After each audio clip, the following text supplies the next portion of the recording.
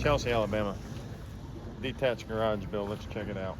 New construction build is what we have going on. We did ground up build, foundation, footings, everything.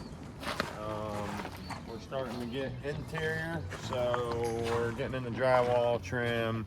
We're putting this wall system in here on 2 walls that are weight bearing, so you can hang up tools and things like that. A hanging type system. We're starting to get to where we're wrapping this thing up.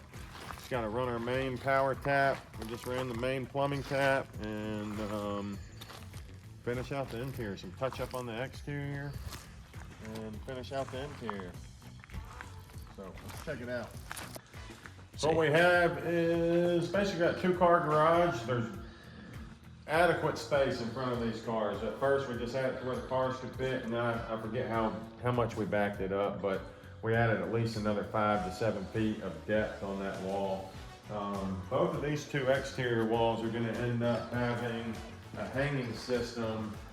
It's a newer model, not just your standard pegboard, but a hanging system. We're actually going to meet our trim carpenter to see about that install today. This wall, you got your panel coming in, your main water comes in on this wall. Have our tankless hot water heater in this corner. We'll have a standard, just a shop sink in that corner. Storage underneath the steps. This side of the house was pretty wild, how we had to build this. Which we still got to bring our grade up on this side of the house, but on this side of the house there's actually an 8-foot wall going down. All of this is still with red dirt and different benches that we had to, bridging that we had to put in to be able to get back on the good soil. So everything got cut down to natural soil. On the first original excavation, they stripped a lot and pushed all the topsoil into this corner. So we had to take out all the topsoil, make a big topsoil pile, and get back down to natural ground, dig our footing. So really underneath this slab, you have about 10 truckloads of 57 stone gravel. We probably put in 5 loads, and then we bridged it and then came up again to help with weight dispersion.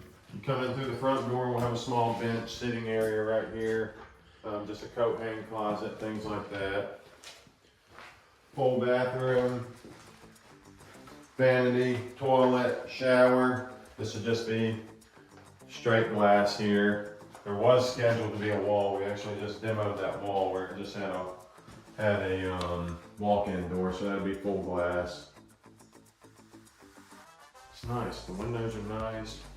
Every aspect. We're meeting the flooring contractor out here. Wood floors, we'll have hardwood on the steps. We typically even if we do LVP in a house or a basement remodel house, anything, we always like to do hardwood on the steps. That lasts longer, you can refinish it. You don't have pieces falling off the nose, every aspect of it. So we just get the wood to match we stain the hardwood on the steps to match the LVP. But we're just trying to let this first bull float coat of drywall or mud dry.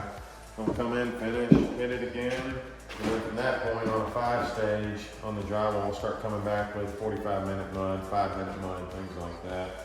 But this is actually just gonna be a bonus room. We tried to add a kitchen, but they just didn't want it. Perfect on how we had it set out and how we laid it out for just a full view. So really nice. The house build had just started out as a gable build, but we ended up building this dormer out, 1, to give it more space. 2, I mean, it's just a great view, and to add light up here, every aspect of it. So really good design. We're just blessed that the homeowner was open to changing the design and being able to have a nice finished product. Anybody can come in and just, hey, let's put a detached garage, just a standard gable, but adding these other depths to it adds to the aesthetic and the finished product. Dramatically brings up the value and the aesthetics of it. But HVAC system, return lines, every aspect of it. So it's gonna be really nice. I like how it's catty corner to the house and not just directly in line. So it adds some, character to the build. But wrapping up the inside is where we're at, and then really we're gonna have to pave the driveway coming out. So it'll be super nice. The property will be super nice. This house sits on 8.5 acres, so we did have difficulties on this right elevation with soft ground and just have the lot set and all the dirt work. That was really our only setback, so we ran into some extra concrete costs, footing costs, foundation costs, but everything else, and that's gonna be on any build. You're gonna have some variable costs. You can try to set it as much as you want or have your builder do test hole digs to see what the soil is gonna be. That's not an end all in. You could hit rock at any time or you could hit soft dirt at any time. But once you get your foundation, whether it's the slab or your walls built for the basement, and get your I-beams or trusses or whatever it's gonna be, or not trusses, but whatever you're gonna use for your floor, structural floor, from that point up, everything should really be a fixed cost other than your finish outs. And the homeowner gets to choose that at that point. Do we wanna go builder grade or do we wanna go top of the line?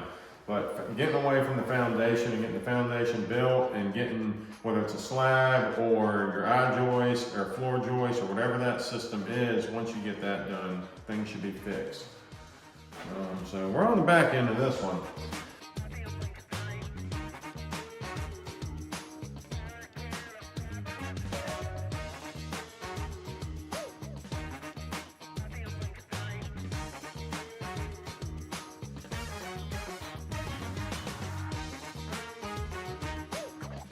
We're out of here. On to the next one.